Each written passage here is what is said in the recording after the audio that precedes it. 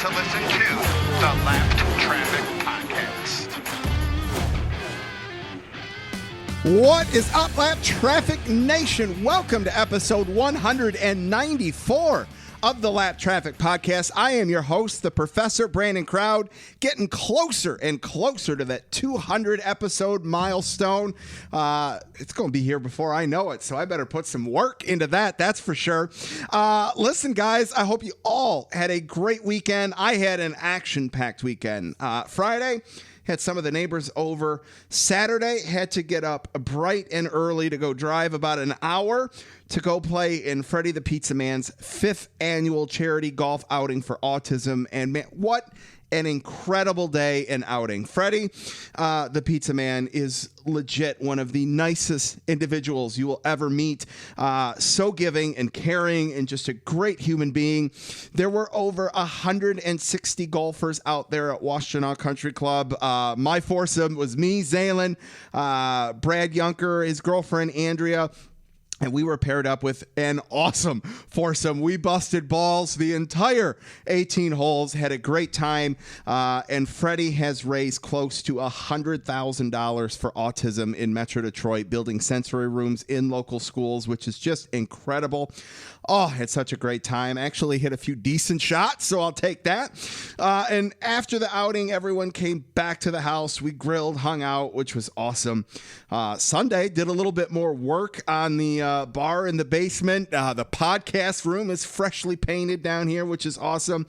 Can't wait for this project to be done in the next week or two, because I tell you, I am not one for chaos and clutter in the house. Like, need things tidy, organized, and so the fact that the basement's been torn upside down is literally like eating at me, and things are starting to get wrapped up, which is awesome. So can't wait for that to get done.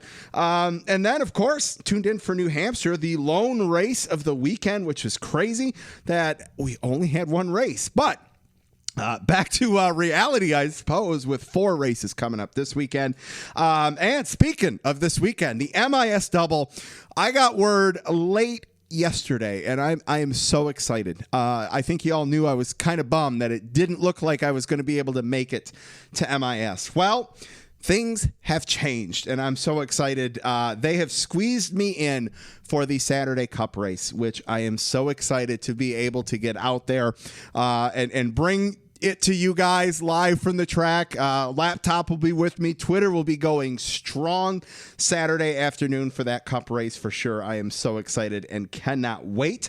Let's see, man, there is so much to talk about. Yesterday, man, things got silly. That is for sure.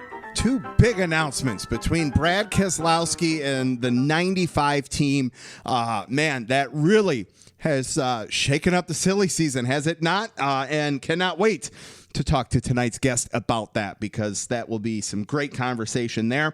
If you missed last week's show with Brent from Plan B Sales, definitely go check that out, especially if you are a diecast collector or have any questions about diecast. Brent dropped some knowledge for sure last week, so go check that one out. And go stream 92.9 The Ticket. I was on yesterday morning, talked with Wayne and the guys. You can go check out the full segment on their website, 92.9 The Ticket. And I think I'll be back on next Monday as well to recap MIS.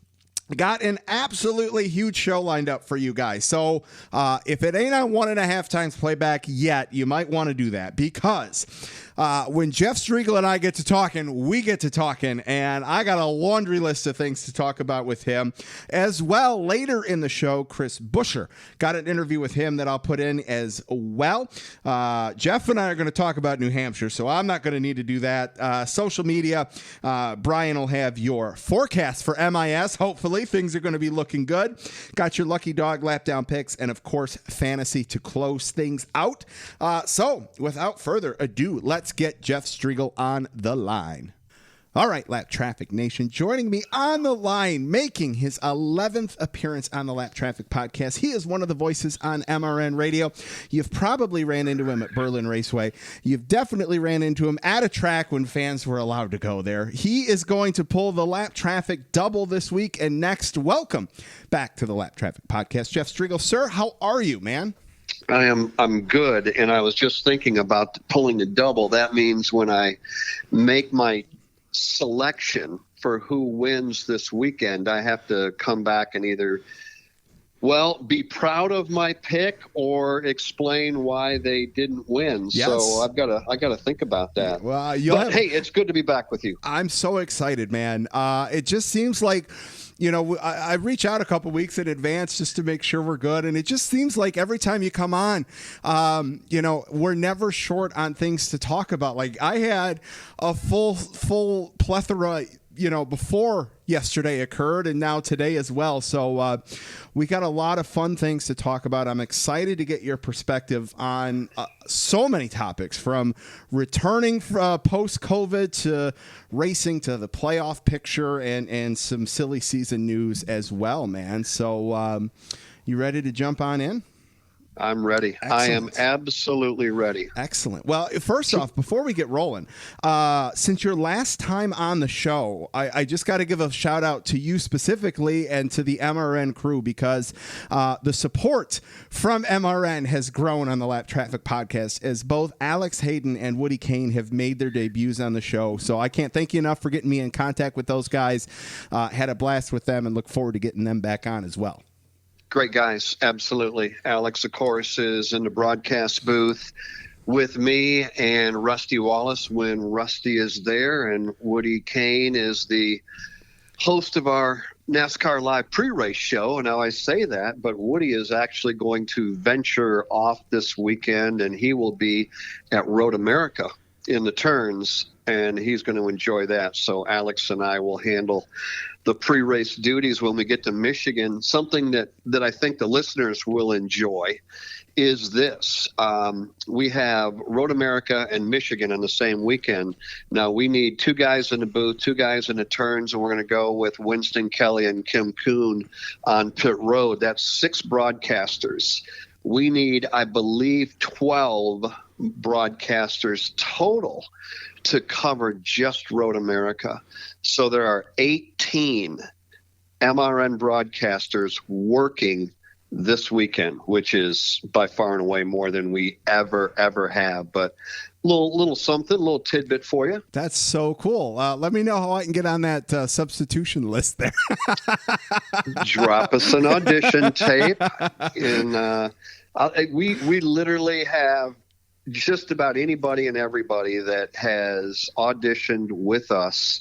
And you know what? They hope to do more at some point. We've got a lot of people that will be on the air on Saturday at Road America that would love to be in Michigan next year calling a cup race. But it's just something we think is kind of cool. A lot of voices. Awesome.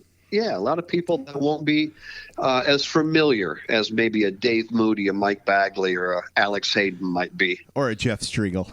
Well, perhaps. Yes, yeah. For sure. Jeff, well, it's funny because, when I talk to a lot of people that, whether they're friends, family, people I meet on the street, oh, what do you do for a living? And, what are your hobbies? And I always jump to the podcasts and I say I've gotten to know a lot of great people over the years, you being one of them.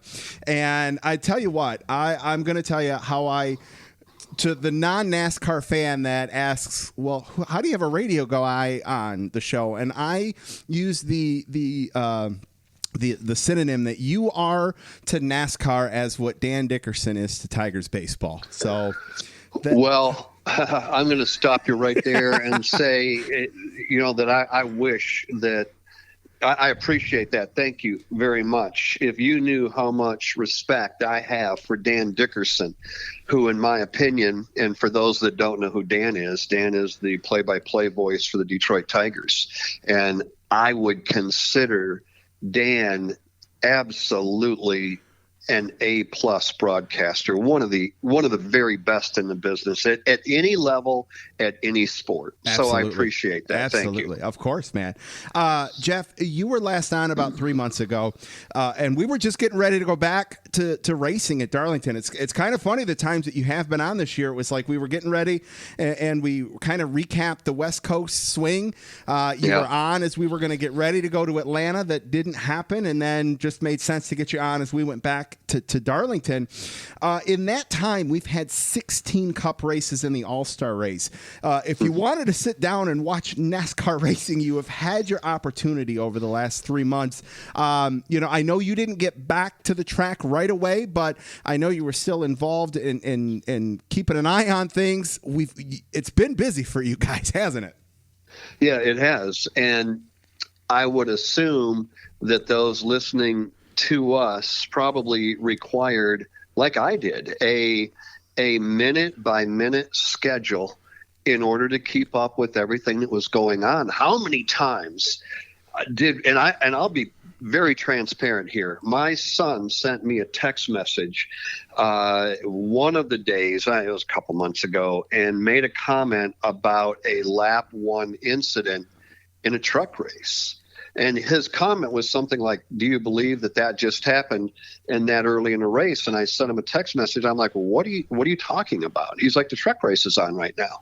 Well, it wasn't in my head that it was, going to be on. It was a midweek event or something. I don't remember exactly all the circumstances, but man, if you're not staying right up to speed with everything that NASCAR has been doing, then you've probably missed a race or two, not because you wanted to, but because you didn't realize they were on Wednesday night or Sure. Thursday night, or a double header was going to take place. So there has been a lot going on. That was a long answer to get back to what you asked me, Brandon, but it's been an interesting season, to say the very least. It's been extremely busy. We're about to get caught up, but we have to knock on wood when we say that, don't we? Because, just like you said, things are happening so quick.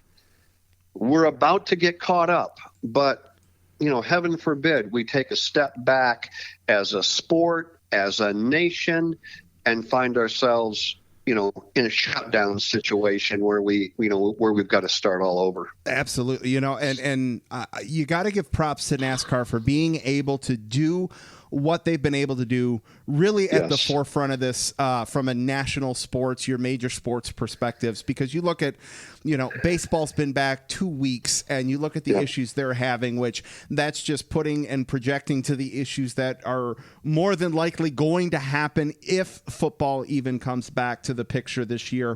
For NASCAR, like you said, you got to knock on wood for NASCAR to be able to do as much as they've done in a short period of time. The current projection would show, like you said, we're going to get caught up and be able to get this all in. But that is just, I know NASCAR takes a lot of flack over a lot of things, but this definitely should not be one of them. Well, you're exactly right there. It was a well-positioned plan to start with, and it has been executed flawlessly so far. And I can tell you, and I can tell the listeners, that even though we are now, 3 months into this, I guess, I don't know that for sure, but give or take 3 months into it, NASCAR hasn't relaxed. They haven't, they still have a 40+ page protocol and policies procedural book that I'm required to read, and everybody else, whether their name is Jimmy Johnson or Bob Pockris or Jeff Striegle, it doesn't matter who you are. You are expected to read it and to follow it. And, just the idea of wearing a mask around the track, you had to wear it on day one, and I can assure you that you still have to wear it all of the time here on whatever day we are now into it. So applaud NASCAR for having a well thought out plan, and they've executed it perfectly. And again, hopefully nothing will change, and we will continue to take another step forward day after day. Absolutely. So you kind of touched on what I wanted to get on next there in terms of, wearing a mask at the track and all that. Jeff, what was your first race back at the track, and what has and has not changed? What is, obviously the feeling at the track is different. There's no fans, there's no campers, there's no haulers set up selling merchandise and all that kind of stuff at most of these at the tracks. Talk a little bit about, what it is like at the track experience for you week in, week out. What it's like with tracks that fans have been at versus the ones that they haven't been at? What's the last few weeks been like for the races you've been at? Boy, I could say it this way. We could spend an hour just on that. We won't, but we could. And the reason Yes. is when we go to a track like Homestead, they had 1,000 people. It was heartwarming to see. And they were military and first responders, and man, they were just appreciative individuals. We went to Bristol, there was 25,000. We went to Talladega, there was 5,000. Where else have we been? Kansas, we didn't have anybody, right? Yep. So it varies from place to place because the one thing that you notice right away is that you drive in and out of the racetrack, without even cracking the throttle. That's great. I can be back to my hotel room in a matter of minutes compared to an hour or an hour and a half, depending on where we race. Sure. The fact that I look around and I don't see race fans hurts me a lot. And the reason that it does is the fact that I'm a race fan first and foremost. That's how I got into the Motor Racing Network. That's how I got into broadcasting. I was a racer, short track. I was a race fan. So when race fans can't be there, when I don't see a dad and his son, a mom and her family, a bunch of guys, that got together, their buddies that wanted to go and take in the race, when I don't see that at the track, that really, truly does hurt. Because that's really what sports, in my opinion, is all about. Absolutely. Now, I will say this. Once we drop the green flag and we are focused on our business of calling the race, you do kind of let that go, the fact that there are no fans there, because we're not focused on the fans at that point. I'm focused on what Joey Logano is doing, racing side by side with Kyle Busch. When are they going to come to pit road? When they do come to pit road, what are they going to do? That's my job, to relay that to a listening audience. You notice it again when a checkered flag comes out and the burnouts, and we go down to meet the winner in victory lane, and either we get a small amount of applause from the few people that are there, or we get none. And so we quickly are reminded that we're missing the fan. Real quickly, Brandon, the one thing I will tell folks is the fact that, they might wonder what we go through to get to the track. Yes. What is the protocol? We have to do a screening survey every day prior to the day that we go to the track. So for Michigan, we got to be there on Friday. I will have to do a screening on Thursday, Friday, and Saturday. Then when we get to the track, we go through a 2-stage screening process before we actually enter the grounds. So, if for some reason, I've got a temperature or I'm not feeling well, they're going to see that right there, and they're not going to allow me to proceed any further onto the property, and I'll be sent back to the hotel or home or whatever the case might be. At any point during the event, you are subject to a random screening check. I have not seen that. They're not like pulling people aside Sure. and doing that, but you're subject to that. And then following the event, you also have to go through a screening process survey before you leave. So they've done it right. They're keeping tabs on everybody. They know when you checked in last, what your as an example, what your temperature was when I was in Kansas compared to what it's going to be like when I'm in Michigan. They're doing it right. A lot has changed, a lot of it for the good, and some of it will just have to wait until we can get all of this behind us before we probably can truthfully get back to normal. Sure, I'm with you there. Is it still as strict of, once you say get to your spot, are you allowed to, No. I know the garage is closed. Is it your spot, bathroom, your spot, and back to the car? Is it still like that? Oh, absolutely. And I appreciate you bringing that up, because I don't think people realize that.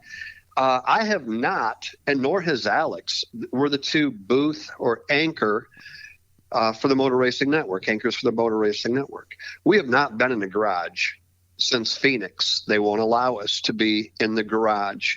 When I do, Alex and I will do a turn periodically to do a truck race or an Xfinity race.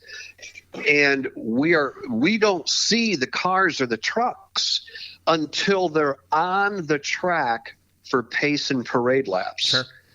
So think about that. As much as we are all big time stock car fans and we like the trucks or we like the Xfinity series, think of calling that race. And the first time you actually see the cars or trucks and their paint schemes are about 2 laps before they're going to come at you at 180 miles an hour, and you've got to call them. And that's what makes it fun. It makes it interesting.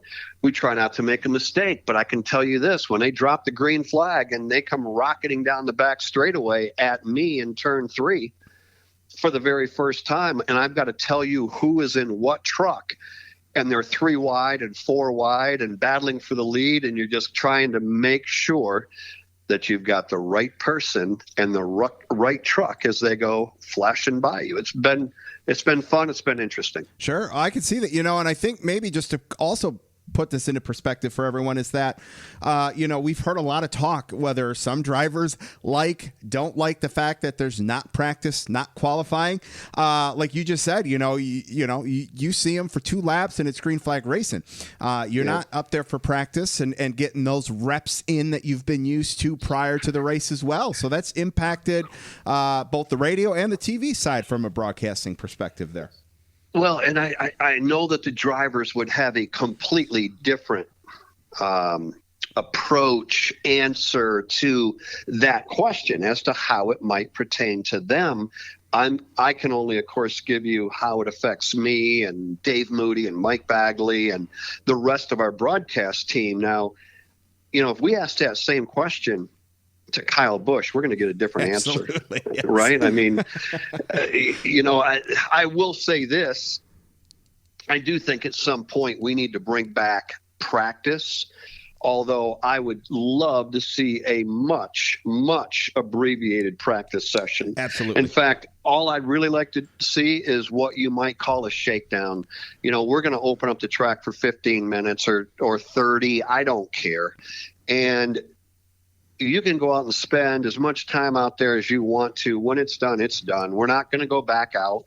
And I'll tell you something, Brandon, and I don't know how you feel about this, but I don't care if we ever qualify again.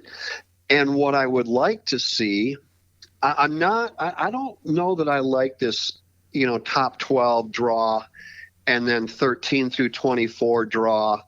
I'm not a fan of that.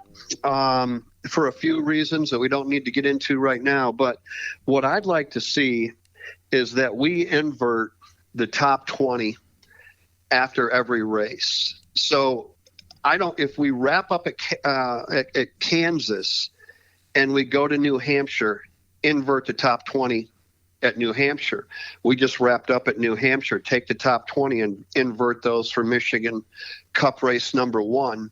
And then invert the top 20 after that race for Michigan Cup race number 2.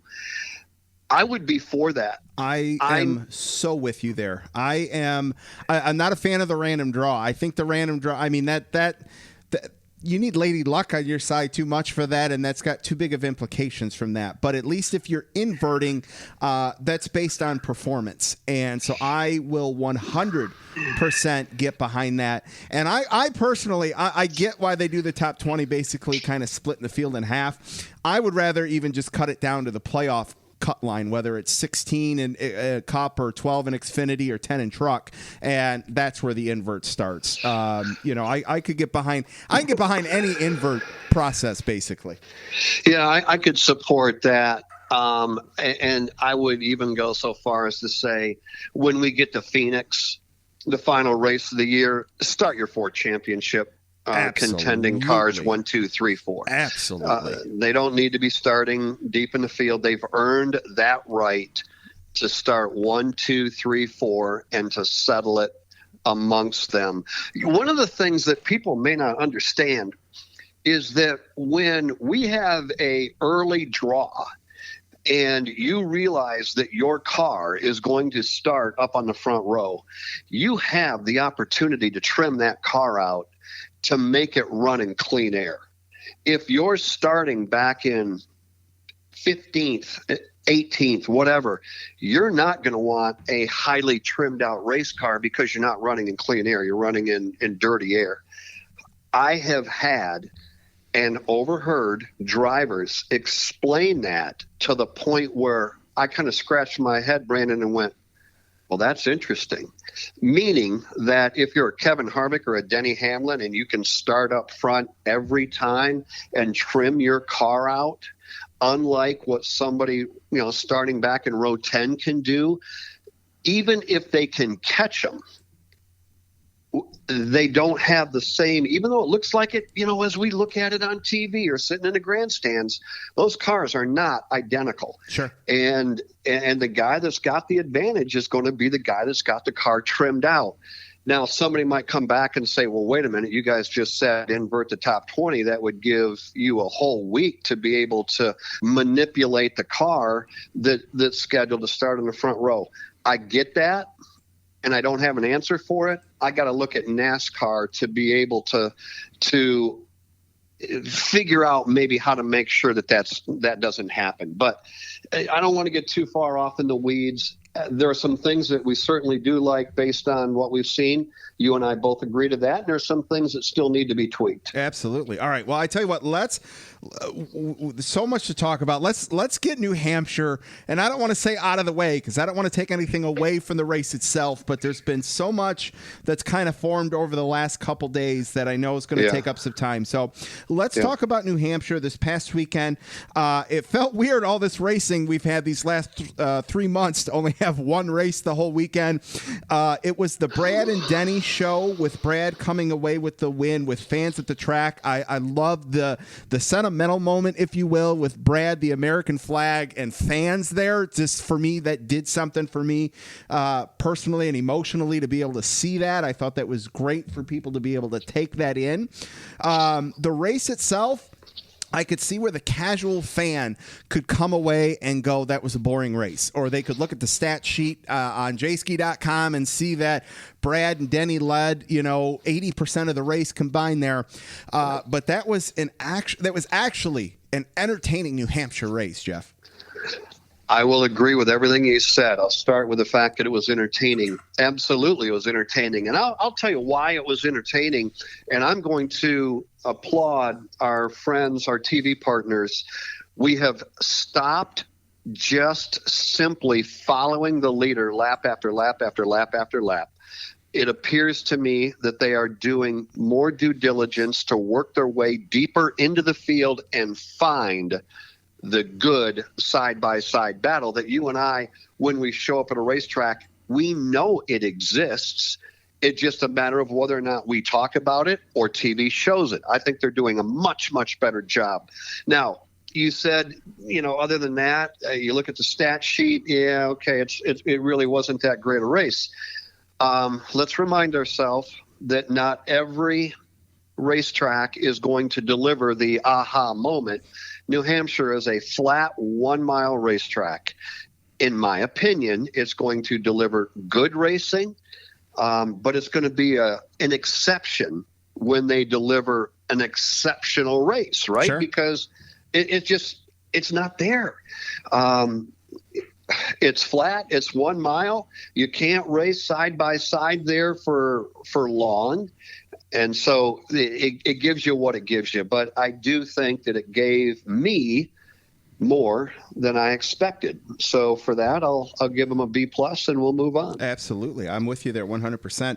Jeff, we are down to just 6 cup races in the regular series, and that's over 3 tracks. We've got the MIS double coming up. We've got the Daytona road course and the double at Dover, and then we wrap things back up at the regular season at Daytona.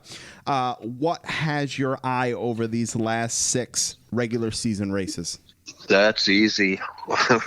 Daytona road course. Absolutely. And I don't want to take anything away from our friends at Michigan because they're excited about, what they're going to be able to offer to TV and radio partners and loyal NASCAR fans around the country. But when I look at, there's a few things. Number one, you've got a doubleheader at Michigan. Does the guy that wins there on Saturday, Kevin Harvick, does he come back and win again on Sunday? Probably. Then you move on and you go to Daytona.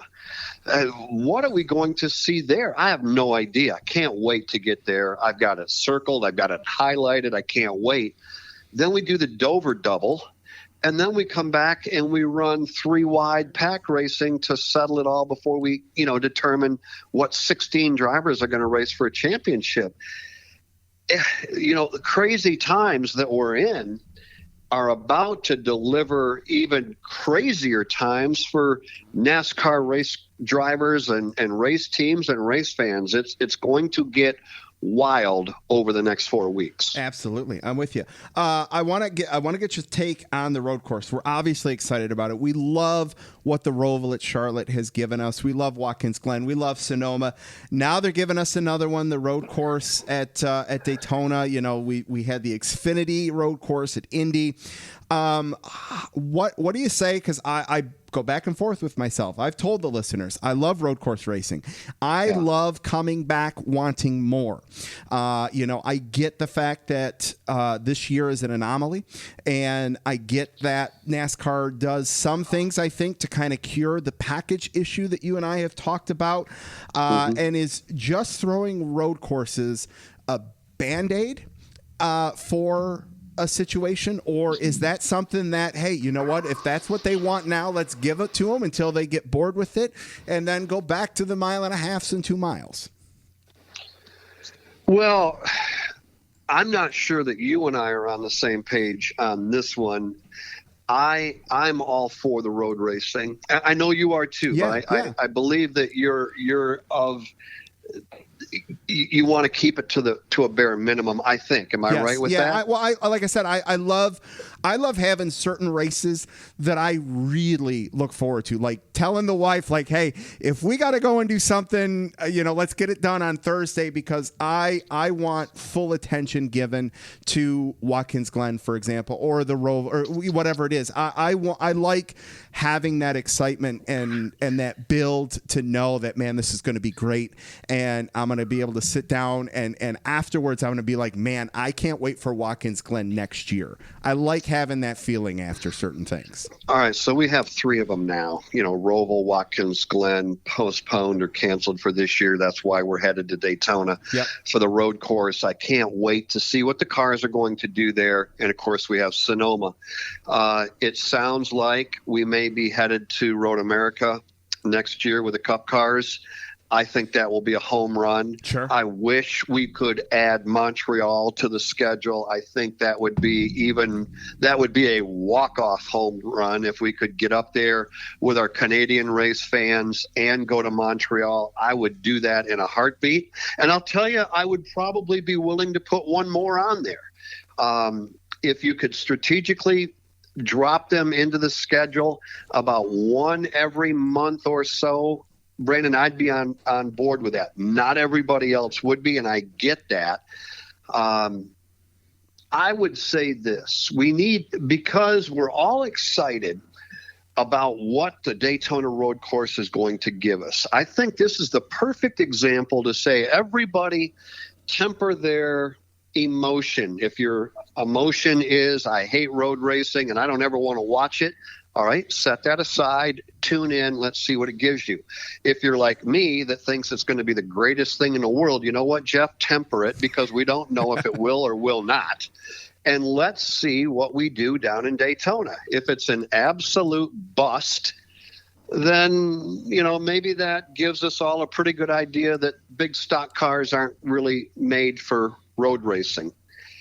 If it gives us a aha moment, using that phrase again, maybe it's something we need to look at. I'm excited if we go to Road America next year up in Wisconsin. I think that'd be cool, but we don't know. I thought we were going to have a heck of an all-star race at Bristol. Sure. but I was wrong. Yeah. I was wrong. It wasn't. Got all excited, and it turned out to be not anywhere near what my expectation was. So I recognize the fact that we all have high hopes for every race that we go to, like Michigan. Man, hopefully they're 3 wide. Brandon coming off 4, coming to the checkered flag. Well, the chances of that happening are pretty slim. Sure. But I'm going to hold out hope that this road racing deal down in Daytona does not disappoint. I can get behind that 100%. All right, let's shift focus. Let's talk about a couple drivers individually here. Let's start with Kyle Busch. Through 20 races, 10 top 10s, 8 top 5s. So he's either in the top 5 or bust this year. 9 finishes of 15th or worse this year. This is not the Kyle Busch we're used to seeing. I still think at any moment he could come out and whip off 3 wins in a row and put himself back in the mix. But at the present time, that is not what we're seeing. Struggles again this weekend. We've seen him talk about practice and how he'd like to be able to get some practice reps in there and all that kind of stuff. Is this something that if you're a Kyle Busch fan, you should be worried about? Yes and no.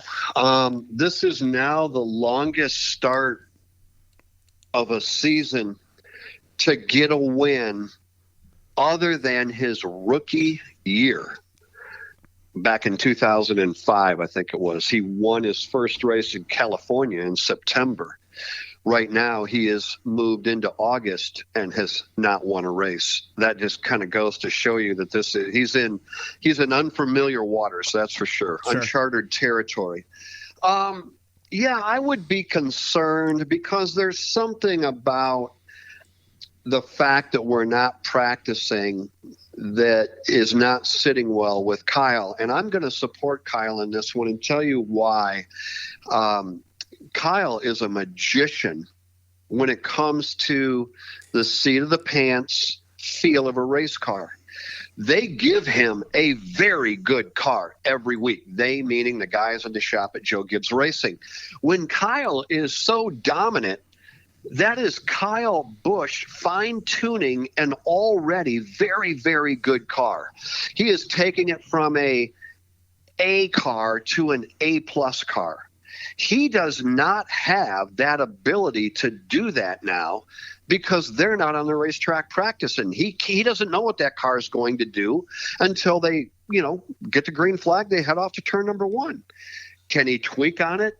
Yeah, sure, but not to the degree that they tweak on those cars when they're out there and running in a practice session. So I think it shows me more that Kyle is capable of doing behind the wheel, believe it or not, through this than what I probably would have recognized had he gone out and we'd just been doing things normal. I just think it's brought his ability to me more to light. Sure. I can get behind that. I'm with you there. Do we need to be concerned? That. Yes. Is he capable of winning at Michigan? Absolutely. It's still Kyle Busch. Yeah, and that's what, he's earned that right to, in my opinion, to be able to go, it's Kyle Busch. Yeah. I mean, it something could switch tomorrow and, he's got more wins than Denny Hamlin and Kevin Harvick combined. And I wouldn't be stunned either way. I'll be more stunned if that doesn't happen, I guess, because it is Kyle Busch that we're talking about. I agree. I do look at this though, and that is that Eric Jones is not having a very good year. Kyle Busch is not having a very good year, and Truex is not having a Truex kind of year. So, and there's magical season going on with that 11 camp of Denny Hamlin. Why are they so good, and the other 3 are only so or less than that? I can't explain that because I don't know. Yeah, no, I'm with you. I mean, we're kind of seeing the same thing out of SHR, right? You got Kevin Harvick, so good. Yep. Cole Custer's got the win. Martin Truex Jr.'s got a win. So it's crazy how those organizations are mirroring each other. 4-car teams, 1-car dominance out of one of the groups there. That is definitely crazy. Jeff, Jimmy Johnson. He is retiring. He's had COVID. He's had some bad luck. And I feel horrible for him and his fans not being able to give him the proper send-off at the tracks that he deserves. Blake Shelton tweeted, "Come back next year." Jimmy acknowledged with a retweet of "Let's talk and grab some beers." So much to be said around that in terms of Jimmy Johnson's career.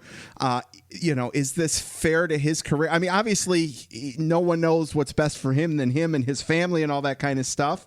Talks around who's going to take over the 48 team next year. So much talk on so many different perspectives with that one car. I thought Brad was going to drive the 48. Well, I did too. I mean, it was. I'm kidding. I'm kidding when I say that. And I've been saying that from day one, ever since I heard that. And I would say that Brad was not going to drive it, and I would give my reasons for it. I don't need to do that now because he's not going to drive the 48. Now I hear it's going to be Eric Jones. So, let's start with Jimmy.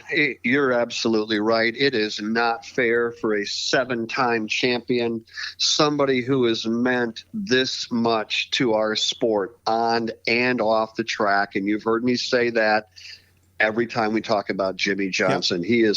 He is a man that can wheel a race car, and he is also an incredible individual away from the racetrack with the things that he has done for so many. He is not getting the send-off he deserves. I was asked the other day, what do you think his championship hopes are? And I commented this way. I said, I don't even care. I couldn't care less if Jimmy is racing for a championship or not. Here's why. The team is not a championship caliber team. We know that. Yep. And if you think they are right now, then we're kidding ourselves. They are not capable of running with Kevin Harvick, Brad Keselowski, and Denny Hamlin. He hasn't won yet. What I care about is that Jimmy finds victory lane somewhere, somehow. Mm-hmm. With or without the fans, we need to see that man back in victory lane one more time so that we can all celebrate together his accomplishments one last time. Yes, because you're not celebrating the race win with that. You're celebrating a career with that one. Correct. Yep. And I don't care. I mean, maybe he can win at the Roval. He's proven he can run there. He's certainly capable of winning at Martinsville. There's a lot of tracks down the road here that he could win at. He has shown that there have been times when that car has been pretty quick.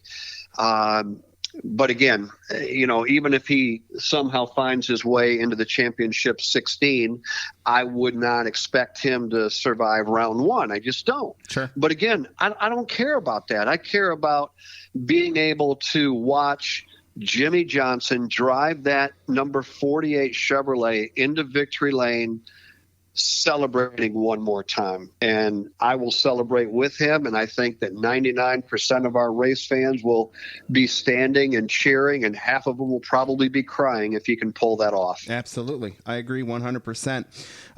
Let's keep up with the silly season talk, if you will. You mentioned, all right, Brad's re-signed with Penske. So that throws... that eliminates one of the variables in the situation here. News broke today about the 95 team and Levine Family Racing, it's heartbreaking because how much that family loves the sport, and that obviously was a hard decision for them to make, so that, when we look at it from that regard, we don't have a crystal ball, but I think we can, as intelligent race fans, be able to put together, well, obviously Christopher Bell is more than likely going to move somewhere that's Joe Gibbs Racing affiliated there, and there's not many spots for that. We've got the 48 seat, there's interesting perspectives and theories on that, and then there's also the 42 car. Well, throw some things at me there. Like I said, obviously we can't say, well, hey, so-and-so's going here, this is going to go here, because then it wouldn't be a silly season. So lots of potential ride spots, maybe, I'll say. Well, I think it's more than maybe. I think, just the ones that you hit upon are certainly going to be ones to watch. I think the 42 seat's going to be available, just like you said. The 48 we know is going to be available.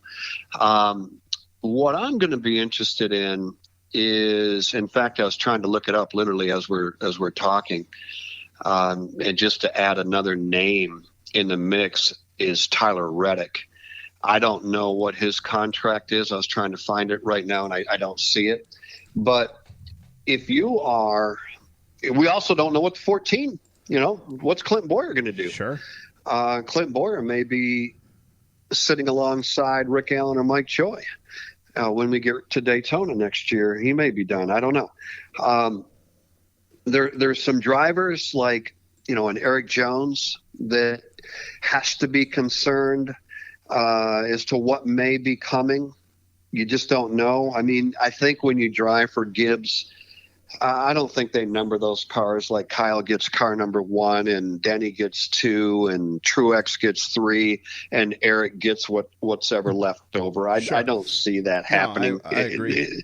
So when you drive for somebody like Joe Gibbs, you're going to be expected to win on a fairly routine basis. I think when you drive for Stewart-Haas Racing, you are expected to win on a fairly routine basis. And Clint doesn't win as frequently as what he probably should in their expectation, not mine. Yep. Eric Almirola the same way. I mean, they look at Eric and they go, okay. So when I say that, we could see a lot of dominoes fall. If Clint was to go to the booth, the 42 seat becomes available. The 48 is available. You've got guys like Christopher Bell that are trying to find a ride. Let's not forget about the young talent that we are watching in the Xfinity Series right now with Chase Briscoe and Austin Cindric, just to name a couple. I think we need to get ready for some crazy times. Where they all go and where they end up. Bubba Wallace is another name that we have to bring into the mix. Yep. I'm not sure, and just like you said, and I think that what you said is perfect. None of us have a crystal ball. We can all sit here and speculate that, well, Clint's going to leave, and I'm sure that Briscoe is going to step in. We also have to, I don't think we can count out Kyle Larson. So, how many names did we just rattle off right there? For 3 or 4 seats. Yeah. And maybe more becoming available because there may be somebody that is, released at the end of the year. I think that's going to be a hang on. This could get crazy before it's all said and done. Absolutely. I can't argue with you there. Jeff, it's become tradition. We have to talk. You're going to talk about Chevrolets right now, aren't you? You know it. 20 races. I did know it. You did know it. 20 races, 3 wins. Chase, Bowman, Dillon. We have the same conversation. I felt like Chevy started the year strong, had some speed, but I think that's fallen off here as the summer races have come on. You're so polite. You're so polite. I try. Well, I don't have the street cred to not be polite. So, but here's what I will say. I said at the start of the year, Chevy had to get into the Final Four because they have missed it now 3 years in a row. I couldn't see Rick letting that happen again. But right now, if I can't put Chase or Bowman in my Final Four, I think those are the only 2 possibilities if you were going to put one in. I think Tyler Reddick is having an amazing rookie year.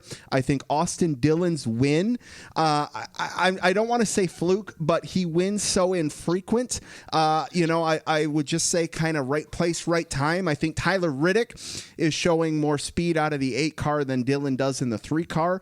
I want RCR to be back on the forefront. I want them to be in the mix. I want Roush to be in the mix. I'd love to get some of these powerhouses of the early 2000s back winning again. But, when I look at where we're at currently, I don't see Chevy getting deep into the playoffs. Well, I think you can look at it this way. I'm going to spin it. You pick the driver here, Denny Hamlin or Chase Elliott. Denny Hamlin. All right. Kevin Harvick or Alex Bowman. Kevin Harvick. Brad Keselowski or Austin Dillon. Brad Keselowski. Joey Logano or Kurt Busch. Joey Logano. Okay. Well, you just answered, Yeah.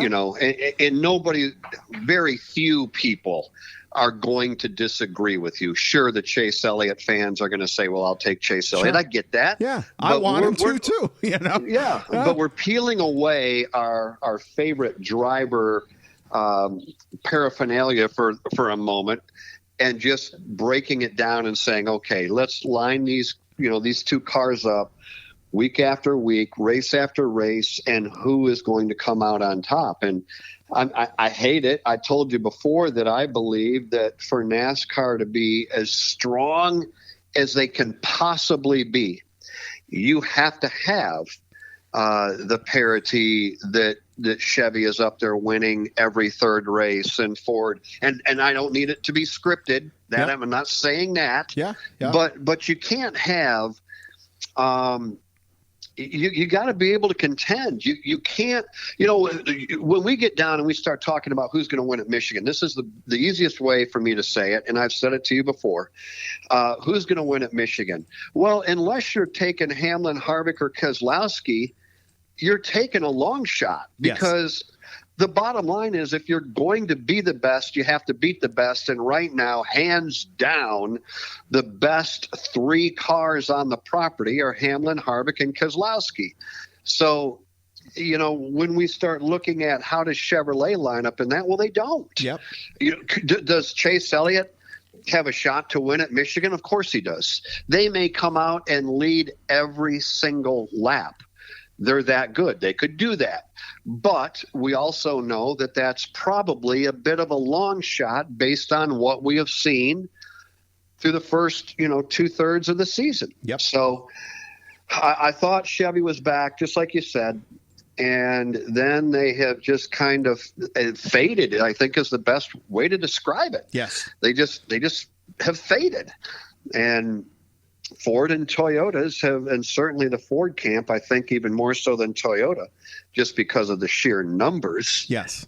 Ford has proven to be the number one manufacturer, and Toyota is second, and then Chevrolet. So I'm with you. I don't know. They still got a long way to go, but I just don't see them leaping to the forefront and winning 10 races of the remainder of the season. Sure. No, I'm with you there. All right. I got two more for you. Playoffs. I want to go at it this way with it because I love this part of it. Cole Custer with a win outside the top 16. Austin Dillon right now holds that 16th spot. Any weekend could easily fall out of that. We potentially have two guys that will not make it in on points. Who knows what the Daytona road course could bring. At that point, we could be talking about guys like Bowyer, Matt D, Byron, Reddick, all on the hot seat right now as far as, where they fall in points, making or not making the playoffs. You've got the 48, Eric Jones, also looking out, trying to get that momentum to get in. How do you see, do you see someone maybe not making it? Do you see Jimmy Johnson? I know you talked about, he obviously isn't a championship caliber team. Does he squeeze in there potentially? What I love when we've got guys outside that are going to knock someone out on points. I like that aspect of it. So I'm excited to see how that bubble shapes up. Well, I think Tyler Reddick gets in. I think that Eric Jones will get in. He is a second half of the season performer. I don't know about Jimmy Johnson. I don't know about Christopher Bell anymore. Stenhouse appears to be done as far as racing for a championship is concerned. So if those two, if Reddick, Jones, and Johnson get in, that means three drivers would have to fall out. And here are those drivers. Matt DiBenedetto actually has been really good of late. William Byron's been okay. Bowyer, Kurt Busch, Eric Almirola. I'm not sure which one of those guys are going to drop out. Here's what I'm going to tell you. Those guys that are inside, hanging on, Almirola, Kurt Busch, Kyle Busch, Bowyer, Byron, and Matty D. What do they all have in common? They are absolutely horribly inconsistent. That's a great way to put it. What is Tyler Reddick, Jimmy Johnson, Eric Jones, McDowell, Buescher, Wallace, Bell? What do they all have in common? They are all horribly inconsistent. If one of those drivers, one of those teams could figure out how to be consistent, and by that, I'm not saying they got to win every week. That's not what I'm saying. Top 10. If you just could go out and knock down a top 10 finish, you're going to advance. Yep. And before anybody goes, well, that's a tall order, we're talking about drivers that represent Rick Hendrick, Chip Ganassi, Joe Gibbs, Stuart Haas. We're not talking about, second tier or more underfunded teams. Right. We're talking about big teams that ought to be able to put together a string of top 10 finishes. Absolutely. But they haven't. Yeah, I'm with you there. So I think it's going to be fun. Yes. Let's wrap it up this way. I think it'll be fun to watch. Custer's in, Dillon's in, Bowman's in with their wins.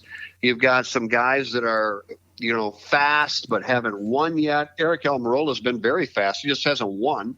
Kyle Busch, we have no idea what's going on there. Same thing with Clint Bowyer. I still think William Byron is a sleeping giant, but after every race, it's I have to question myself am I making a mistake? Do I just think that William Byron is so good, but yet he's not going to turn out to be that way? I mean, this is a kid that hasn't won now, and we're working through 3 years. So I don't know. It's going to be fun. I think the sleeping giant in this whole thing is Tyler Reddick. I am with you 100% there. All right. It's MIS week. It's the first MIS double. Typically June at MIS, I expect to see Joey Logano and Brad Keselowski up front. The August race has been the Kevin Harvick show. From an August race, I'd go Kevin Harvick Sunday over Saturday, but I like what you said a little bit ago. Kevin Harvick pulls off the cup sweep at MIS this week. I'd be all right with that. The one thing about Kevin Harvick, everyone talks about, and if I ever get the opportunity to get one question with him, it would be this. Everyone says Phoenix is his backyard and his playground, but Kevin Harvick's got 3 wins and 7 second place finishes at MIS since his first win back in 2010.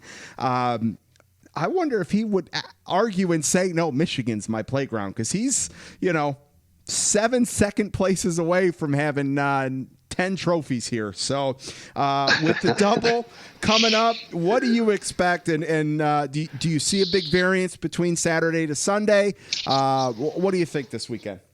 Well, I think what we're going to see here on Saturday is drivers doing the very best they can to protect a race car, because I don't think they want to go. Let's understand that if a driver brings out a yellow flag, more than likely they're going to be going to a backup car, because you're not going to wreck gently at Michigan when you're running around there at 200 miles an hour. So turn 2 or turn 4, hard into the wall. Yep. And I don't think Hamlin and Harvick and Brad and Joey and Chase want to go to a backup car if they can avoid it. If we get down to, the final 5 laps and we're beating and banging on one another to win the race, have at it.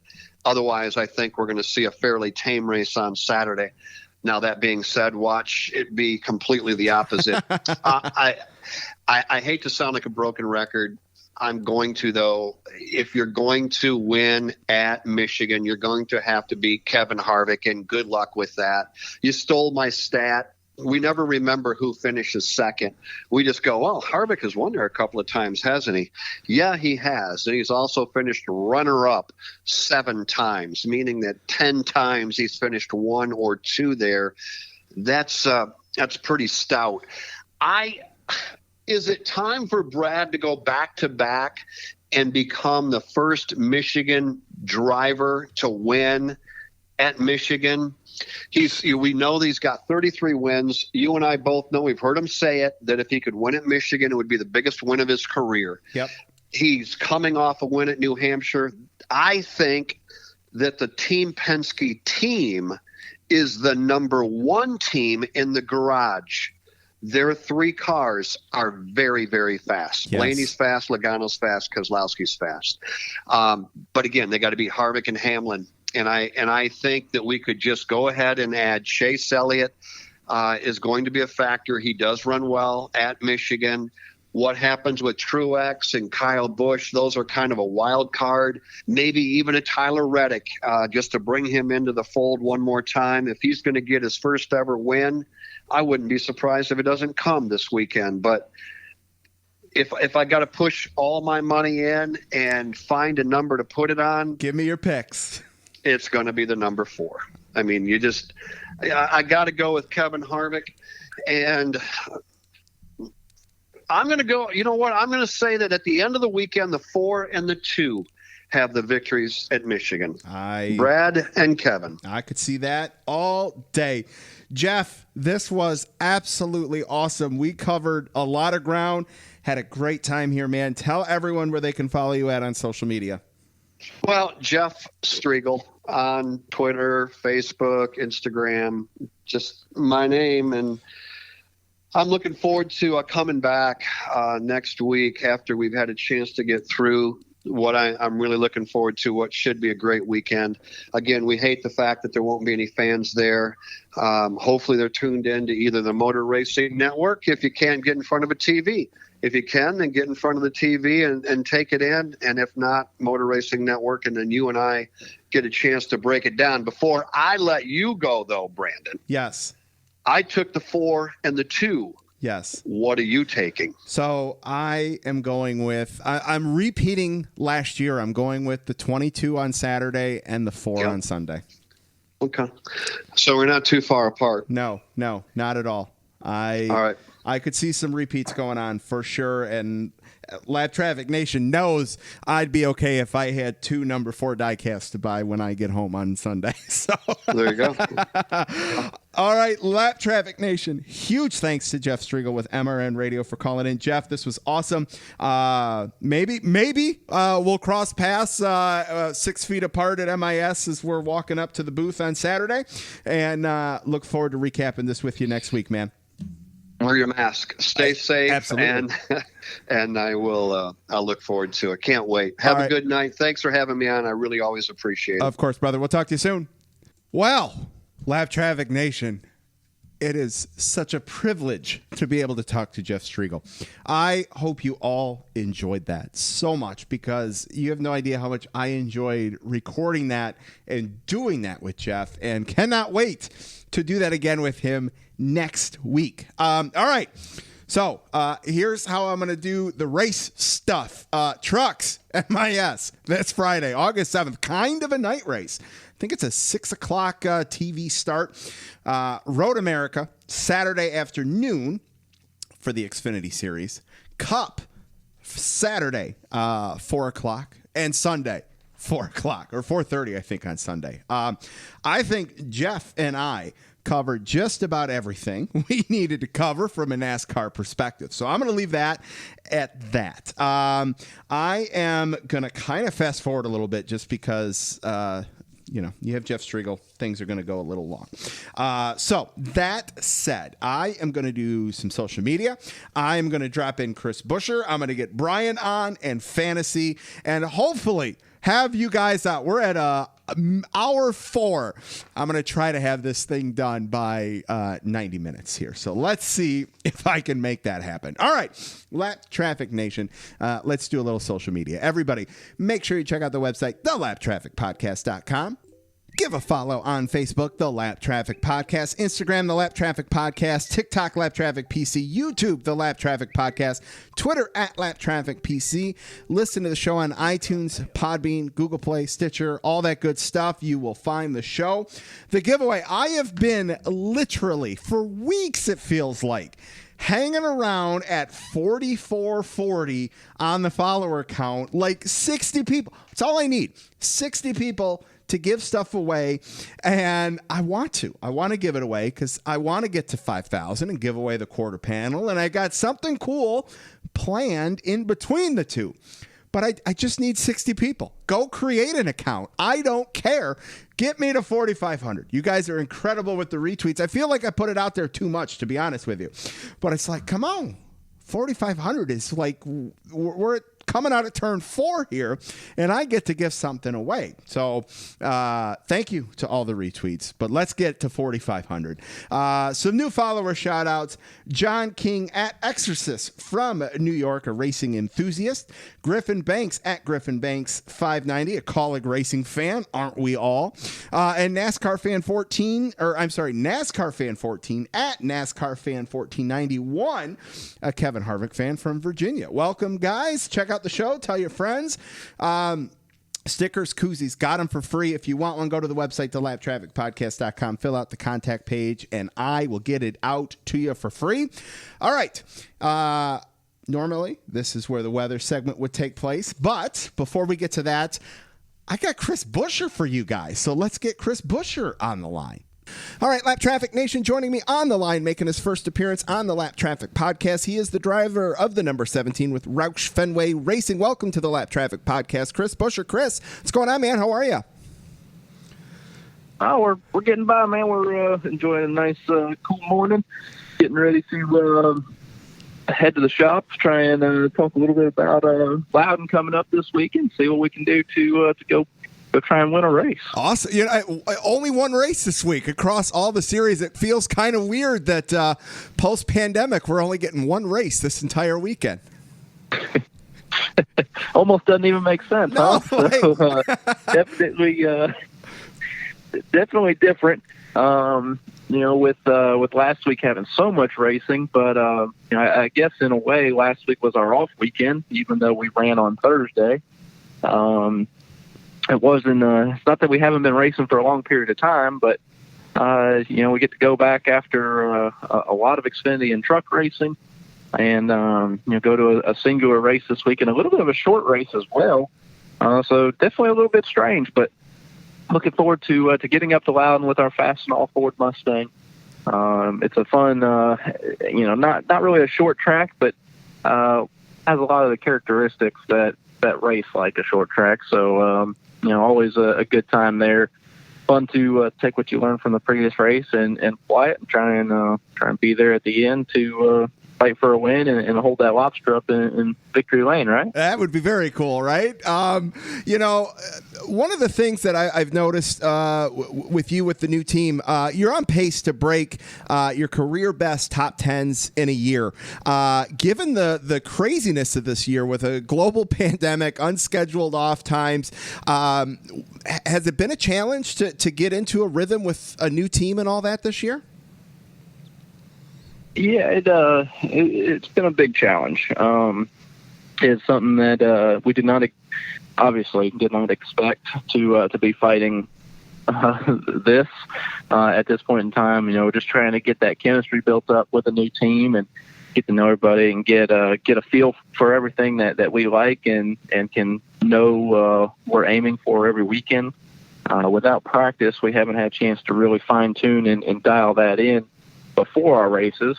So ultimately what we've done is every race is our practice session for the next one. And, you know, that's not an efficient way to do it, but it's been our only option. So we've been a little bit behind the 8 ball in trying to get everything rolling this year. And even with that, we've had some really good runs, some good races. We're definitely looking for a little bit of luck here lately as we've been involved in some silly instances and something as simple as or as crazy as the Indy pit road deal on the first caution. Yeah, what a joke, right? That was so, it was pain. It was. It's one of those things you're like, did that really just happen? Like, just so fluke and off the wall. Like, oh man, like, come on, like that's so brutal. Like. Just painful. Yes, yeah, painful yes. To be a part of. Sure. You know, you'd think that would be one of the easier parts of going out a racetrack was going down a straight line at 55 miles an hour. But you know, I guess for a few swivel in front of us, that wasn't the case. Sure. And by the time they bottled it up, boy, it stacked up heavy where I was at. Yeah. So definitely, like I said, we've needed some things to go better for us to really be looking at a good season. But we've had a lot of speed here lately. The last month and a half or so, we've definitely made a lot of gains, and we're getting some good progress with the team. So trying to finish it out and have a little bit better luck at the end of the day. But we're finding our way, and so been proud of the effort and proud of where we're heading. We've been presented with a very unique set of challenges this season, and we're trying to make the best of it. Sure, absolutely. We're coming up to the MIS double. We've had a couple doubles as of late. Are you a fan of the doubles? Would you like to have a little extra practice with those things? What's your personal preference in terms of doubles, practices, qualifying, and all that? Yeah, I think when we look at the year post shutdown, I think we've learned a lot of things, and for us and our team, we would have loved to have had practice. Now for teams that have won 4 or 5 races this year and have been together for 5 years as a group and know each other and know where they're starting and have notebooks built up, not having practice probably doesn't mean that much. Sure. And so I'm sure they're saying that it's not really that big a deal. Well, at that point it may not be, but it is for us right now. So I definitely wish that we could have some kind of 30-minute practice. Let's get the feet and I guess it doesn't really come down to, we just need something to shake it down and get some of the bigger changes out of the way before we get into the race. You're put into a box once they drop the green flag that you're ultimately adjusting through the 3 holes in the back window, and you can pull a little bit of packer up front, but you got what you got, and so it's a race at the shop to get everything done. And our group's done a really good job at figuring stuff out and learning and getting better with it as we've gone, trying to adapt to myself and to the new team.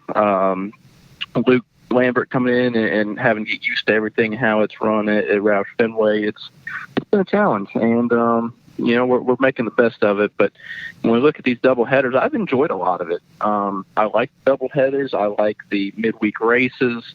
I even like the get in and go. Like, I like drawing for starting spots. Sure. I'm okay with a lot of this. I think it's been something that's added a little bit of unpredictability to it. And a lot of excitement. Would I want to do it every single week? Probably not. I could definitely get on board with qualifying on the majority of races, but I think it works, and I think we've been able to put in some really good shows this season, considering how little preparation we've had to be able to do that. And I think I'm excited to head to Michigan and give the doubleheader a shot there. With a little bit of practice before the first race, we would be able to dial in and probably have a little better idea for the first and second race. But we'll go up there. We'll do everything we know to do to be prepared for the first one. And if we get done with that race and it's not what we were looking for, we'll make some adjustments for the second one and go get it then. Awesome. I love that. What makes MIS exciting for you? A lot of people talk about diving into turn 1 as soon as the green flag drops there, the wide banks. What makes MIS exciting for you? MIS is a couple different things. The first thing is that's our Ford's home track, right? Sure, and yes. so we always have, in the past, we've always had a ton of Ford representatives out there. It's a big deal. It's talked about heavily coming up. And at the track, it's kind of just a little bit of a turf war and bragging rights of sorts for manufacturers. So that's always on everyone's mind.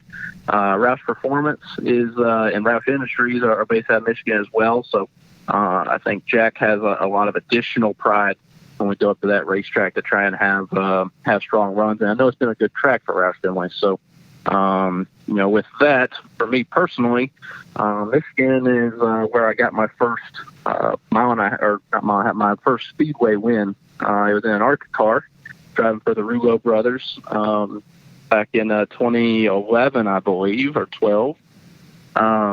And so for me, it holds a little bit of a special place. Sure. It's one of the first big track win, or my first big track win that wasn't on a half-mile Toledo Speedway. So it's a place that I enjoy coming. It's so fast, so unique compared to anywhere else we go, and definitely has an excitement factor there that we don't get at a lot of other places when you start looking at the speeds. Absolutely. Chris, tell everyone where they can follow you at on social media. Instagram is my number one place. I'm not going to be that guy that blows up your feed. Don't worry. I only post every week or two. But C_Buescher is my Instagram. Trying to keep up with most stuff not racing related and a little bit that is. I do have a Twitter and Facebook as well, but not real active on those. I try and keep it as simple as possible, and I'm definitely not on board with all this new stuff that keeps popping up. So I have no clue what they even are, and I'm not adding more and more accounts. I have 3, and I can barely use one. Fair enough, man. Keeping it that way and keeping it simple. I love it. Lap Traffic Nation, big thanks to Chris Buescher, driver the number 17 with Roush Fenway, for calling into the show. Chris, good luck the rest of the season. Good luck at MIS, and we'll talk to you again soon, man. Yeah, sounds like a plan. I appreciate it, and definitely look forward to getting out there this weekend in New Hampshire and putting on a good show and hopefully getting a win with our Fastenal Mustang. Awesome, man. We'll be rooting for you. Take care. Thank you. Thanks. Take it easy. Oh, Lap Traffic Nation, how cool is that? Chris Buescher making his debut. Can't wait to see what he does this weekend at MIS. And speaking of MIS, it is time for a little weather. Let's get Mr. Brian Neudorff on the line. All right, Lap Traffic Nation, joining me on the line. You can follow him on Twitter at NASCAR_WXMAN, along with Aaron Studwell, keeping us up to date on all the weather happenings. Welcome back to the show, Mr. Brian Neudorff. Sir, how are you, man? I'm good. We're coming back to your neck of the woods. And Aaron and I have agreed. This is a consensus. If it rains, it's your fault. I know. But see, the thing is, I may or may not be there. So, You still live in the state. Yeah. Yes, that's true. Yes. I mean, the only thing I'm surprised is you don't live in Hell, Michigan. I'm just, Well, I mean, I feel like I'm in there quite a bit. and that's by your own doing. Yes. Well, I tell you, the weather as of late, you'd think it was Hell, Michigan. It's been so hot, but that's all right. It's better than 20 below and 12 inches of snow. Yeah, I think the start of the season you were complaining that it was too damn cold. Of course I was. Come on now. Michigan, I think, might be one of the only few states to where you can literally catch all 4 seasons in one day. No, that's called the Midwest. Yeah, well, fair enough. That's fine. I'll give you that one. All right. How was your weekend? Anything fun? Anything exciting? I worked part of it, and then it's what can you do right now? Nothing. Right. What can you do? Yeah. And other than, barbecue and sit out back with a few friends or family or something like that, there really isn't a whole lot. And sadly, it stormed. So, for me this weekend down here. So there wasn't much outdoor anything. Fair enough. Well, hey, at least, from a NASCAR meteorologist perspective, you guys had a nice, easy weekend this weekend. Only one race and not a whole lot of threat. No, but there was rain. Was it close? Because I know Aaron said last week with what was it? I thought I saw a tweet during the race from Gluck that said it's raining again. Oh, that's right, man. They did start that. They did bring the cars down. I forgot all about that. That was right about halfway through stage 2. Yes, they did. Wow. See? Yeah. Yep. What? it's funny is I really didn't see much of the race, and you probably watched all of it, and I knew this, and that's I did sit there through it. I mean, there might have been a couple beverages had during it, so that might have played a role. Okay. So.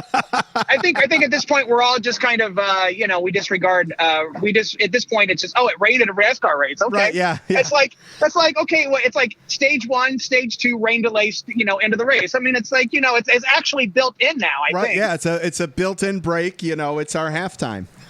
Exactly. Well, okay, so. I'm glad I can, we'll find out when that next, it's in there somewhere. Absolutely. You didn't get much racing in, but have you gotten any baseball in? Some, it's weird. I mean, hearing the fake noise, the fake crowd noise. It's so weird. If you're going to do that, then just don't show that, could we just at least put like a video game generated, fans back there? I mean, right. they can, or something, Well, big old green screen, paint just a big green tarp. I was on 92.9 The Ticket this morning and talking with them, and when we were done with talking NASCAR, he goes, their question of the day was, is baseball going to get this whole 60-game and playoff season in, or are they going to have to call it at some point in time? And I just said, I was going to say, what's your take on that? I think COVID's going to win the World Series. So I'm betting on that.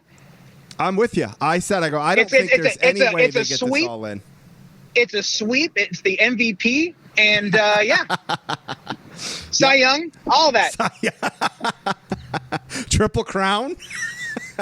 For the site, it's amazing. No hitters. It's going to be an unbelievable season for COVID. Yes. I'm with you. I am with you. And of course, the more we see this, it's like, can college football really happen? I mean, these are well, okay, some of them are college age kids, in Major League Baseball. So they're not much older in some ways than the pros in baseball. They have all this money and resources and, not as big, and rosters on college football teams are much bigger. Massive. Yes. No, I'm with you. I don't see how with baseball, as spaced out as everybody can be and all that, the amount of issues that they're having 2 weeks in, I don't see how you're going to be able to pull off a contact sport like football without flat out, taking people's lives away off the field and locking them up in a hotel room for however long the season is to keep them isolated. And that's just not civil. No, I mean, you can't do that. I'm just hoping I'm wrong. I would love to see college football. I love college sports. I mean, I feel like this. I still feel that void of the no NCAA tournament. I still haven't gotten over that. It was so abruptly ended. Right. I mean, yeah, they were getting ready to tip off the play-in games, and boom, fans were in the stadium or in they were still in those conference tournaments, and in fact they got one through halftime when they were already making the decision. Yeah. Oh, that's right. Yeah, that's nuts, man. Absolutely crazy. Like, I'm driving by University of Louisville right now, so. We'll just have to see what happens there. All right, we got a lot of racing. We go from one race to 4 races. We've got the truck race, MIS, Friday night. We've got the Xfinity Series at Road America Saturday afternoon, and then we got the Cup doubleheader Saturday late afternoon and Sunday afternoon back at MIS. How are things looking? The early forecast this week. Well, actually, overall, you've got generally speaking, nice weather in Michigan through Saturday. And I'd even say Sunday is nice. I did talk to Aaron about this, too, and we're going to leave a chance of showers on Sunday. More or less, it's easier to take rain out of a forecast than putting it in a forecast. Sure. People are more forgiving if you can at least start off the week by saying, okay, there's a chance that if it actually happens, we can go, hey, it was there. Yep. And if not, then you're the good guy because you took it out. Yes. So it's better to ask. What is this? Better to ask for forgiveness than to ask for permission or something like that. Something like that. Yes. I mean, it's easier to. Something like that. But bottom line, and then in Wisconsin, there's a chance on Saturday. Again, they're very, very small, but but that's a road course. So that one's a little bit one of those where I think that's the only time road courses like Watkins Glen and stuff, that's the only time people get pissed when there's not rain in the forecast. Yeah, they want those rain tires put on, right? They absolutely want the rain tires for that. So they get mad at me when there's no rain. Yes. That's the funny thing. And I just treat all NASCAR races the same. I know that they can race in those. So, for a road, unless there's thunderstorms and lightning, basically the odds of racing for Road America would be, 100%. So, the lightning, because it's rain and they got rain tires and the stuff and it's the Xfinity, they've raced in rain. So I see that as not an issue. I mean, obviously there could be delays if there's thunderstorms, which is possible. Sure. And I think me as meteorologist, because while we can predict thunderstorms, we don't know what NASCAR is going to do. But generally speaking, we know that they have that 8-mile rule. Or at least tracks do or something like that. So, it's just a matter of deciding, what NASCAR decides to do. And sometimes we can't predict that. Absolutely. I'm with you there. And then as far as MIS, the only chance that I'm really worried about is Sunday. And even then, I think it's small, but we're going to mention it. I'm not going to go odds of racing this early, but just note that there's that chance. Excellent. I'm with you there. Sir, you had a nice job this week, Lap Traffic Fantasy. You stole a win out of Aaron there. So it's 8-4 now with a big week. I forgot to throw that in there the last time you were on, so I had to do that this time. So. No, you did. No, I brought it up. That's right. You did.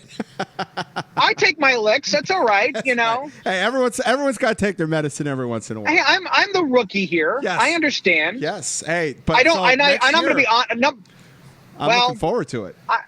I'm not a huge number one. I haven't done NASCAR fantasy in a long time. I really don't like these formats. It's not your fault. This is a very common format for NASCAR fantasy, but I just don't like it. So fair enough. That's just my general take. Yeah, no worries. It's all good. Because if I was betting, nobody would ever say, "Well, you've already bet on this guy. You can't bet on him again." Absolutely. So, yes.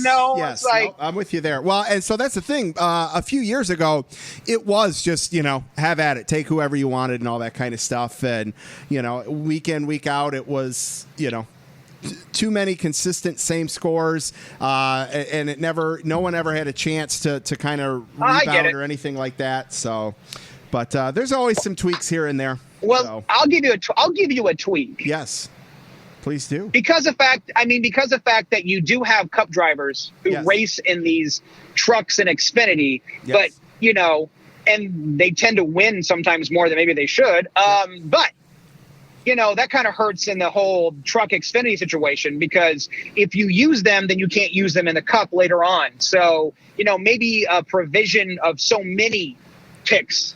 Well, you can't. If Kyle Busch is running trucks, you're not allowed to pick him in the Truck Series. You can only take him in the Cup. You can only take series regulars for the most part. Okay. Yeah.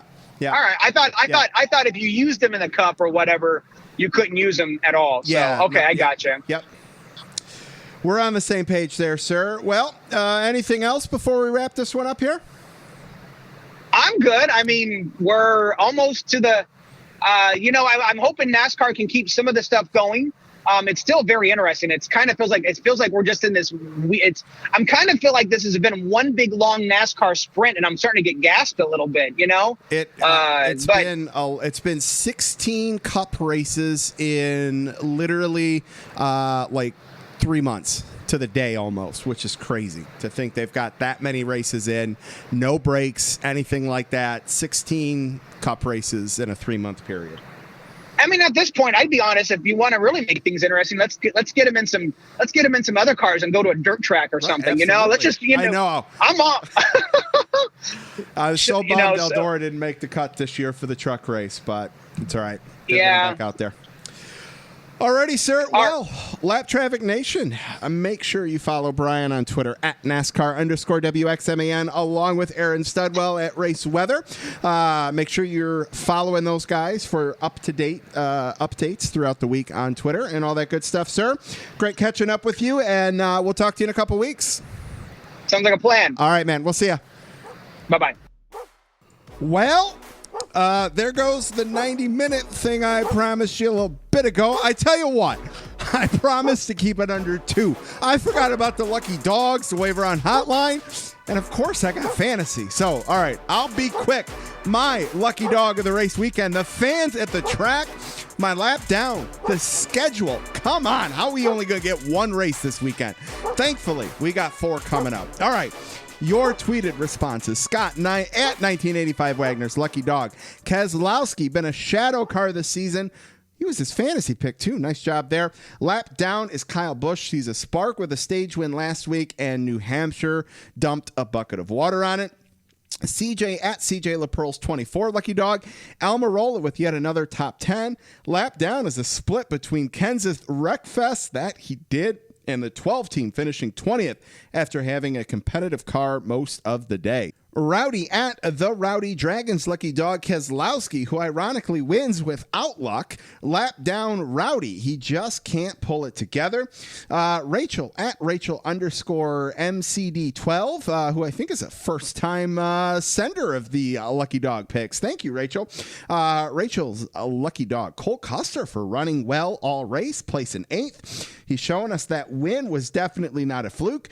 Dude has improved major from the start of the season. 100%.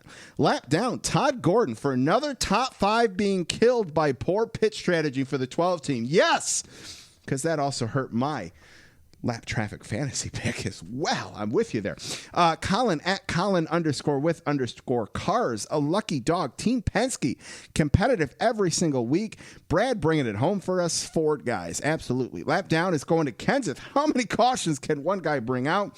Anybody tracking it, it has to be a record. Yeah, that was just weird. I'll give you that.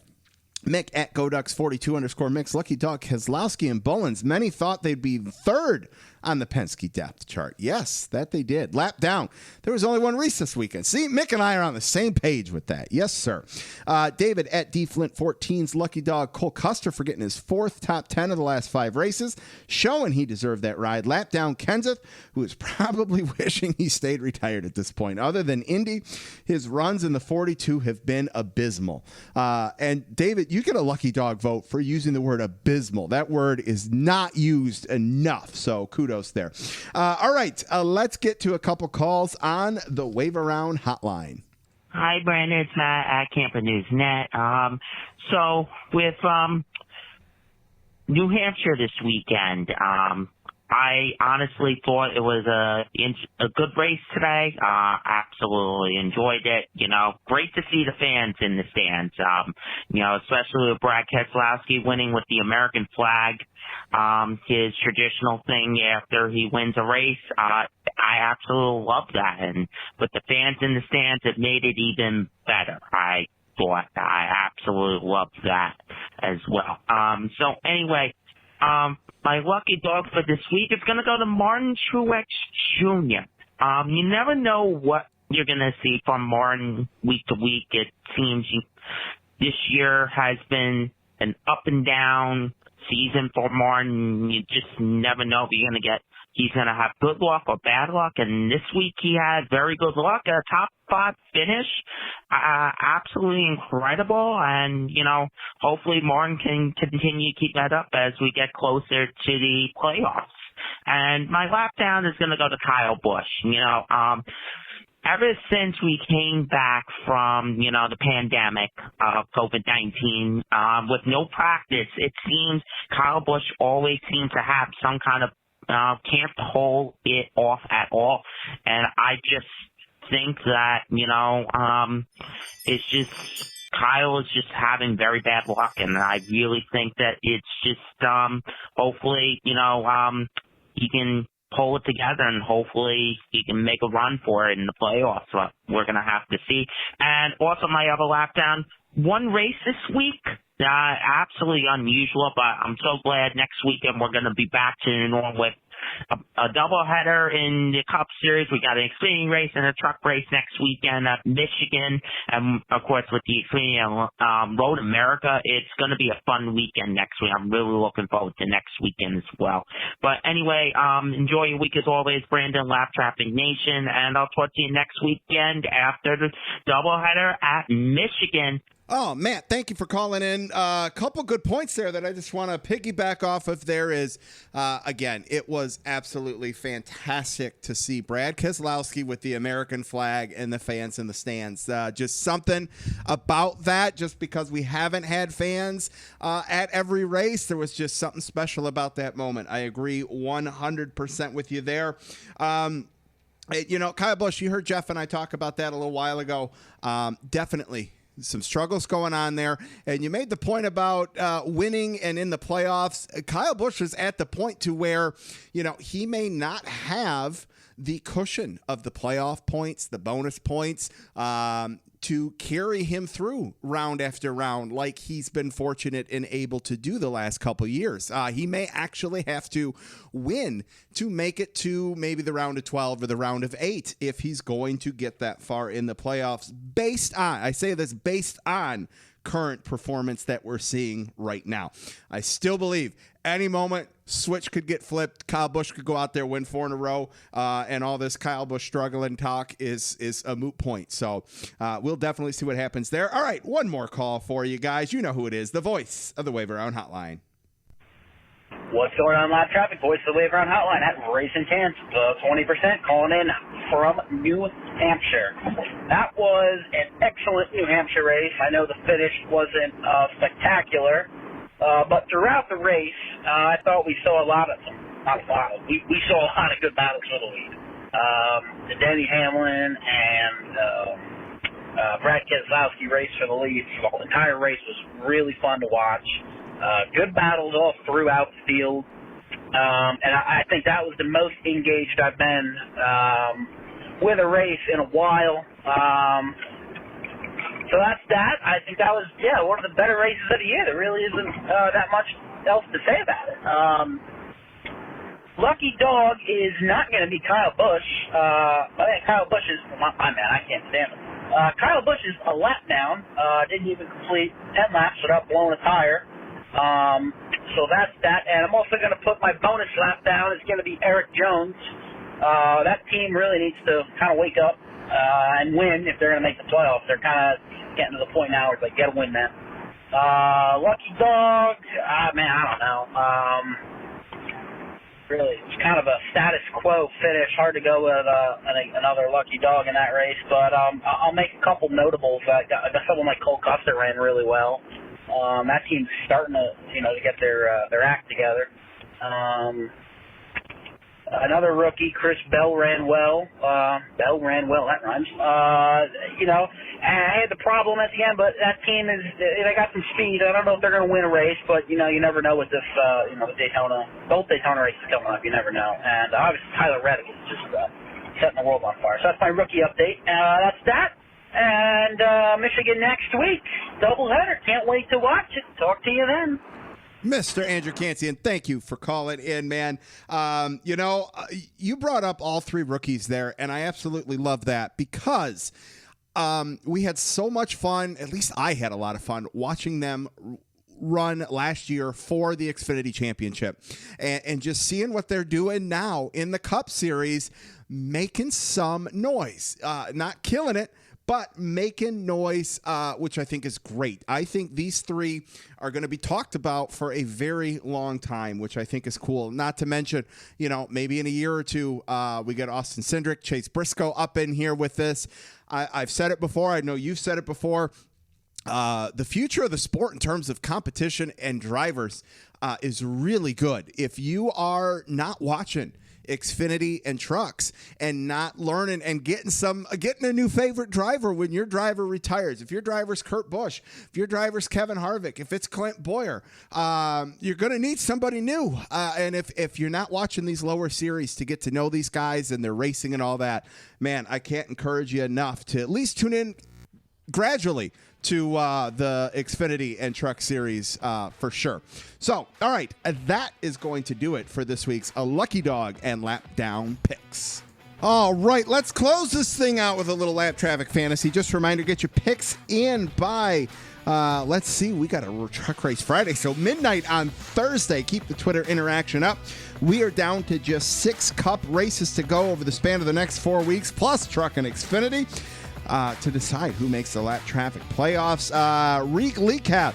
I was surprised with just the one cup race, but only two players, Scott and Jess, picked Keselowski. Week high, obviously, Scott and Jess with their picks of Keselowski, who got 56 points. Bunch of players came in second with Denny Hamlin. I keep slipping. Blaney did not do me any favors this week. Over to the top 10 in segment 2 is Kim James in first with 741. Brad Carnes in second. Robert Riggs in third. Aaron Studwell and Jess Rose up to fourth. Andrew Cancian in fifth. John King in sixth. And after leading for so many weeks, I have slipped to seventh. Pete Curvin in eighth. Eric Rolls in ninth. And Matt Camper up to 10th. Over to the cumulative standings. Jess Rose, who you're going to hear from in just a minute, still holding on to a first place lead. Joe Hewson, Andrew Cancian, Chad Robb, and Matt Camper wrap out the top 5. David James, Kent Dolphy, Richard Cravens, Toby Christie, Aaron Studwell, top 10. Matt Crowd, Mick Rose, Brian Hall, Kim James, Robert Riggs, Crystal Smoke, and Jason Dickus wrap out the top 16. I have fallen to 20th cumulative. I am out of the playoffs, 14 points back. I've got some work to do. Let's see if I can do something this week. Let's get our guest picker on the line and get some picks. All right, Lap Traffic Nation, joining me on the line is one of this week's weekly high. And I'll be honest, I was surprised that only two people picked the winner with only one race. I thought we were going to have a bunch of ties and all that good stuff, but only two players picked Brad Keselowski this week. One of them is on the line. I think he's been on once or twice already, too. Jess Rose, welcome back to the show, man. How are you? Not too bad. Thanks for having me again. Of course. Welcome. Congrats. You are dominating, I would say, the Lap Traffic Fantasy. You have moved up to fourth in segment 2, and you've got a comfortable lead right now for the cumulative standings, and looking good to rack up some bonus points as you head into the playoffs here, sir. Yeah, it's looking good so far, but with 4 races this weekend, that lead could be gone in a hurry, so I don't want to get too confident yet. Fair enough. See, I got cocky because I've never done well. I led for a few weeks, and now I'm down to 7th, and I've fallen out of the top 16. So I am definitely hoping the home track bodes well for me this week, sir. But we can get to Michigan in a minute. What do you think of New Hampshire? I thought it was a good race. I mean, from what we've been seeing at New Hampshire the last couple of years, we've seen a lot more passing there yesterday. And I think it was after the Kentucky race, I tweeted at you and I said we can't let a great finish make up for a lackluster race. And I think yesterday was the complete opposite of that. I mean, the racing was fantastic all the way through the field through the day, but the finish wasn't quite where it could have been. But I still think it was overall a great day of racing. Yeah, I thought it was really good. And I guess this is where it just depends if you're the novice fan, if you will, that tunes in occasionally for a race and you see New Hampshire. I could see where the casual fan goes, that was a boring race. 2 guys led, 80% of it or whatever it was. I'm not. I get where the casual fan could say that, but if you're a fan that tunes in weekly and you pay a little bit of attention to what's going on, 5 back, 6 back, 10 back, like you said, there was passing back in the field, and there were some awesome battles out there. And I mean, Hamlin and Keselowski, they did lead the majority of the race, but I think Hamlin led like 11 different times and Keselowski led 9 different times. So it's not like they were just, had all their laps. They were gone. I mean, they were mixing it up between each other too. So yes, and the fact that Keselowski stayed out all of segment 1 and was still able to hold off Hamlin early on fresh tires. I mean, when that happened, I'm like, all right, this is going to be interesting the rest of the way, and it definitely was. So that it was. Yes. All right, sir. We are headed to my home track, MIS, this weekend. We got 4 races to pick. Are you ready to make some picks, sir? Yep, let's get after it. All right, Lap Traffic Fantasy players, we are headed to the Irish Hills of Brooklyn, Michigan. Yes, we're going to MIS for a double. You heard Jeff and I talk about Ford's dominance in their backyard. Joey Logano has 3 wins at MIS. Kevin Harvick has 3 wins at MIS. Chevy hasn't done too well in the Motor City as of late. Chevy's last win stint coming back with Larson when he had 3 in a row a few years back. The last active Chevy driver to win is Kurt Busch back in 2015, and that was a rain-shortened race. Outside of Harvick, who I obviously want to get the win, if I were looking at a Chevy driver, I would look at Chase Elliott. His dad, Bill Elliott, loved Michigan so much. He won 7 times there. Chase seems to be favoring tracks his dad did well at. One of these times, Chase is going to get a win at MIS. Who gets to take home the dice with the Firekeepers 312? Who can carry the energy into the Consumers Energy 312? Who can use puns better than I can? I'm not sure. What manufacturer gets bragging rights? We'll find out this weekend. But first, it is time for our picks. Jess, we'll start with you. The Truck Series, MIS. Who you taking, man? Austin Hill. Oh. He got it around last time out, and I think he's going to keep it going. He's been Mr. Consistency this year, and I just think once he got the first one, he might roll off a few of them now. So I am 100% with you. He is my pick as well. I hope I don't jinx you with that. Over to the Xfinity Series, Road America. Who do you got? I think you could go in a couple of different directions, but I think it's going to come down to Cindric and Briscoe and Allmendinger again, but I'm going to go with Cindric. He's been on a roll, and he's got those oval wins, and now he's got to go get a road course for 2020. Sir, you and I are 2 for 2. I, too, am going with Austin Cindric this week. All right, the Cup Series, the double. We've got 2 races Saturday, Sunday at MIS. I'm going to tell you, I have been saving 2 picks. I've been saving them for MIS specifically. I hope I don't flip-flop and mess it up. I'm kind of going in order, though, as how they normally go in the June and August race. But we'll start with you. Who do you have for the Saturday Cup race? Joey Logano. I think he won there last year, and they're starting to turn it around a little bit. And I think they're going to be right up there at the front. So he got a little lucky yesterday, having a mistake, kind of ended up playing out in his favor, and I think they can take that momentum and go get him a win Saturday. Sir, you and I are 3 for 3 at the moment. I too. Well, if you don't jinx me, I hope I can at least give you some damn good luck. Right, hopefully it works out for both of us. If we go 4 for 4 here, man, that's gonna be pretty cool. All right. And I didn't look to see who you had to see if we could match up for this. So the Cup race Sunday, who do you got? Ryan Blaney. Ryan, all right. We are not 4 for 4 because I took Ryan Blaney this past week. Yeah, I was going to say, I thought you already used him up, but he's due for a win. I think they're going to get one. They keep bringing fast cars, and that you can only have so much bad luck when you keep being one of the fastest guys out there. Absolutely. I feel you 100% there. My Sunday Cup pick, it's the true August race at MIS. He's won the last 2. So I have to go Homer style here and go with Kevin Harvick on Sunday. So awesome, man. Yeah, let's man, this is going to be fun to watch to see how we did. I hope I didn't jinx you there because you're doing very well in the league this year. So best of luck to you. Thanks for calling in, and look forward to talking to you soon, man. Yeah, thanks a lot. Take care, man. All right, Lap Traffic Nation. Wow, hour 48. Sorry about that, guys, but it was a great hour and 48 minutes. That's going to do it for episode 194 of the Lap Traffic Podcast. Make sure you check out the website, thelaptrafficpodcast.com. Like on Facebook, follow on Twitter @LapTrafficPC, subscribe, download, all that good stuff. Huge thanks to Jeff Striegle, Chris Buescher, Brian Neudorff, Jess Rose. Next week, Jeff Striegle will be back to recap MIS.